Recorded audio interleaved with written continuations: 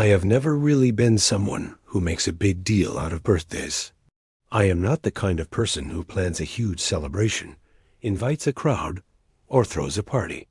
The people closest to me know that, so most years I just spend the day doing something simple with family or a few friends. There was one birthday that stands out, though. After having dinner with my family that evening, 3 of my friends started messaging me, trying to figure out something we could do. We were not planning on going to bars or anything like that, since we were only 19 and had no fake IDs. My friend Jay owned a Jeep, so he came up with the idea of going off-roading at night on some trails about 30 minutes from where we all lived. The place was a massive state park with trails wide enough for vehicles. Jay had gone there before. Technically, driving there was not allowed, but after dark, the woods were usually empty, so people still did it. My birthday is in July, so the days are long. It does not get completely dark until around 9, which was about when we started heading toward the park. My friend Carl brought a bunch of weed, and Joey brought a large bottle of vodka so we could celebrate properly. The idea was to sit out in the woods, hotbox the car, and just get completely messed up. Jay stayed sober since he was driving. At a certain hour, the entrance to the park's parking lot would be blocked off with cones. But since there were no night guards, it was easy enough to move one aside and drive in. We kept an eye out for any police before entering. After passing the entrance, there was a long, narrow one-way road surrounded by trees, which eventually opened into a large parking area.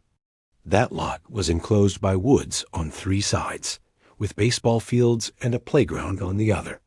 Jay knew exactly how to reach the trails, which were meant for walking, but wide enough for a Jeep. Before heading onto the trail, we made sure there were no cops in the parking lot. Once we got onto the path, Jay switched on his high beams so he could see better. Some sections were rough and tight, forcing him to drive slowly to avoid scraping against trees and bushes. The trails were clearly not designed for cars, so he had to be careful, but at first it was actually a lot of fun. When the path opened up with small drops and uneven ground, the bumps made it feel almost like a ride at an amusement park. Carl lit the joint he had rolled and started passing it around. After we had gone far enough into the woods, Jay shut off the engine and turned off the headlights. We sat there with music playing while the bottle went around. The volume was pretty high, so when all of us thought we heard something outside at the same time, we immediately went quiet and looked at each other. Jay cut the music, and we all started asking if the others heard it too. We agreed. It sounded like a high-pitched scream. Jay turned the headlights back on, but there was no one in front of us. Even so, we decided to move a bit farther down the trail. When we stopped again, we convinced ourselves it was probably just a fox making noise. From that point on, we kept the music lower and just relaxed, mixing drinks and talking. At one point, my friends loudly sang happy birthday to me as a joke. Eventually, I needed to pee, so I stepped out of the car and walked a few steps into the woods. While I was midstream, I heard what sounded like footsteps nearby.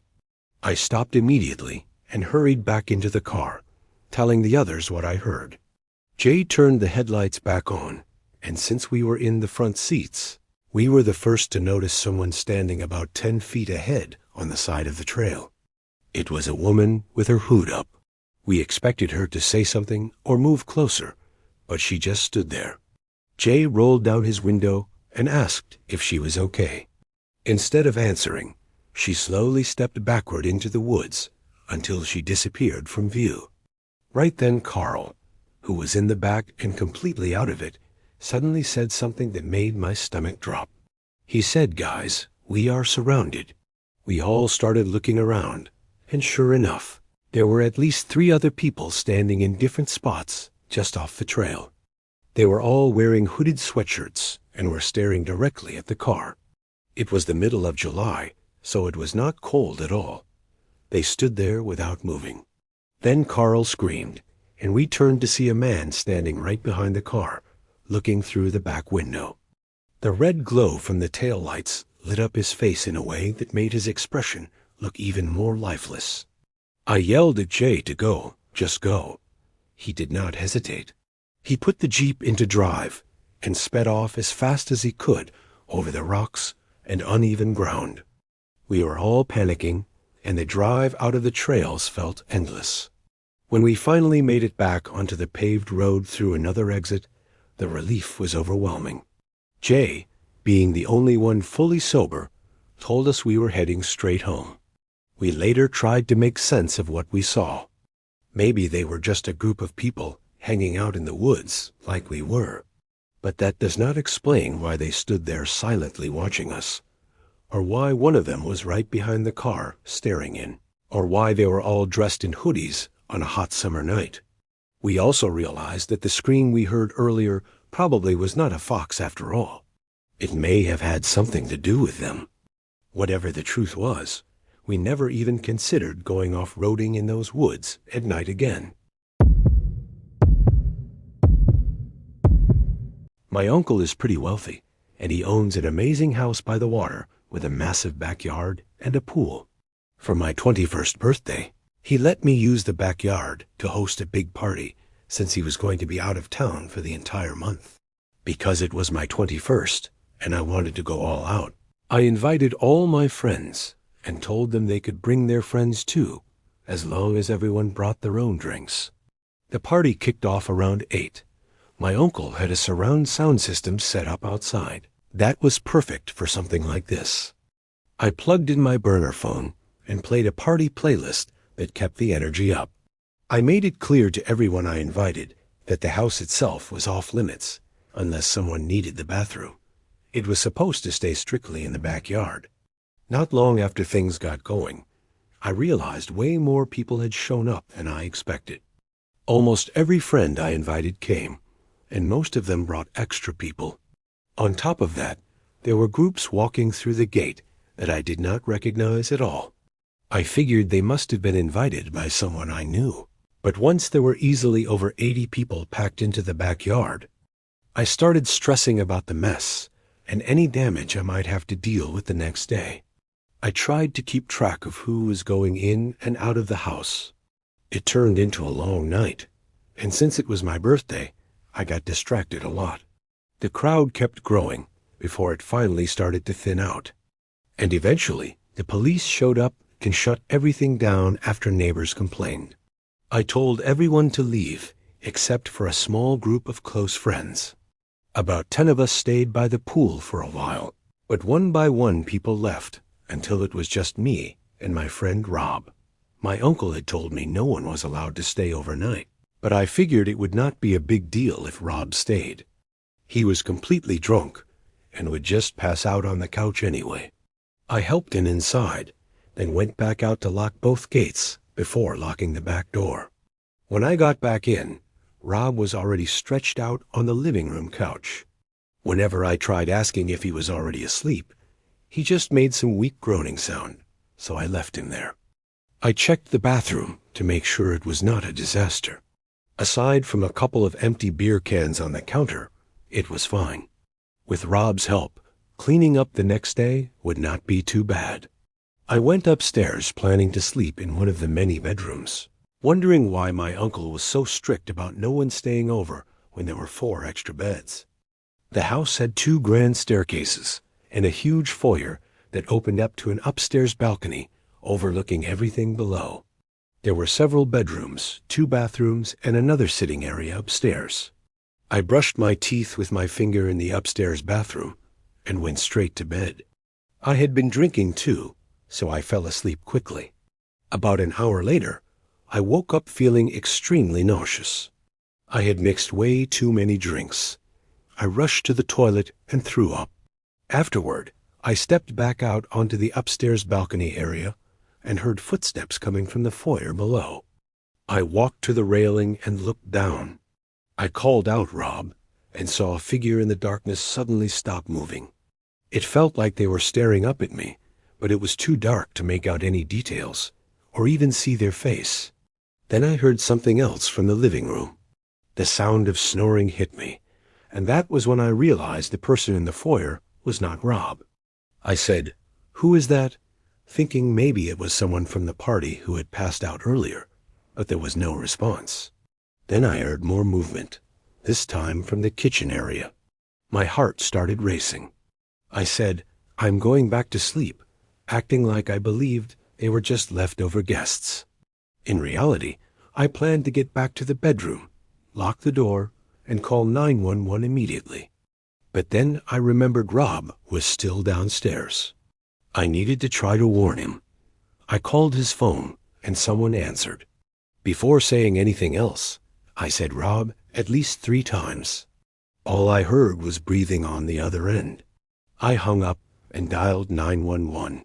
While whispering to the operator, the doorknob started turning, followed by a soft knock.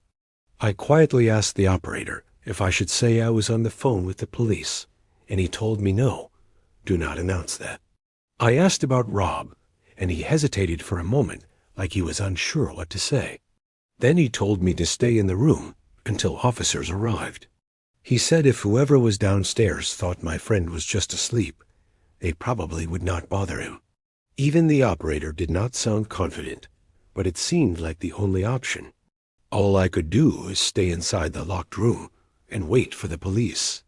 The operator told me officers were arriving and would try both the front and back doors. They got in through the back, which had been left unlocked by whoever had entered. Only then did they tell me to come downstairs.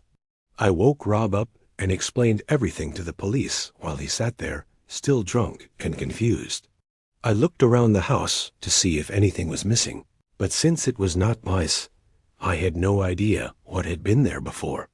My uncle's bedroom was locked, and he did not keep valuables out in the open.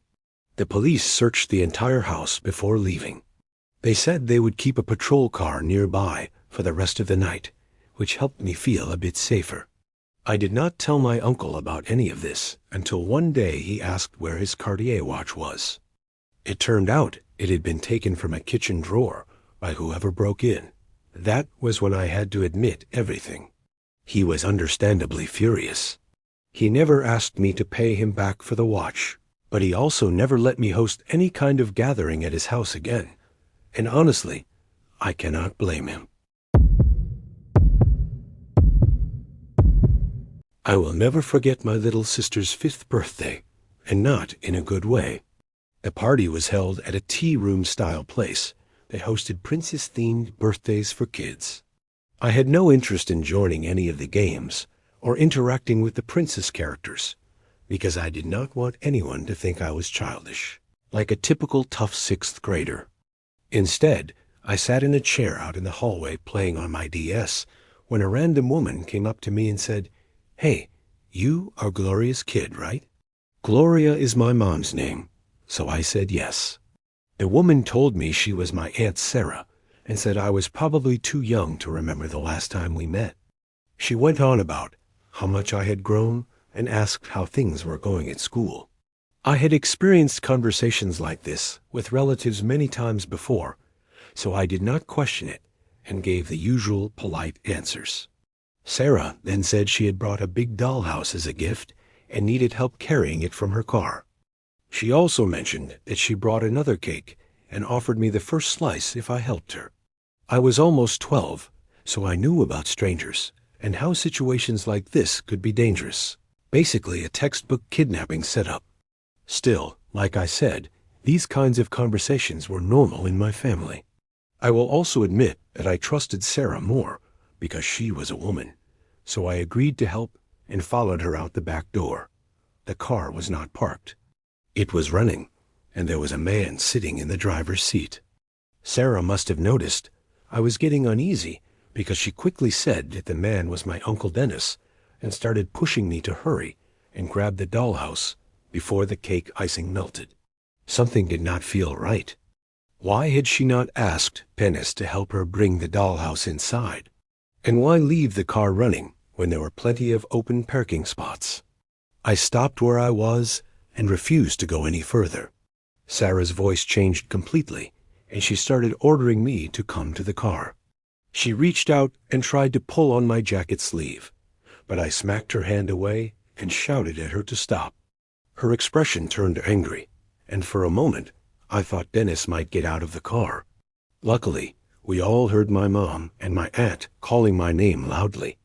Sarah jumped into the car, and she and Dennis sped away.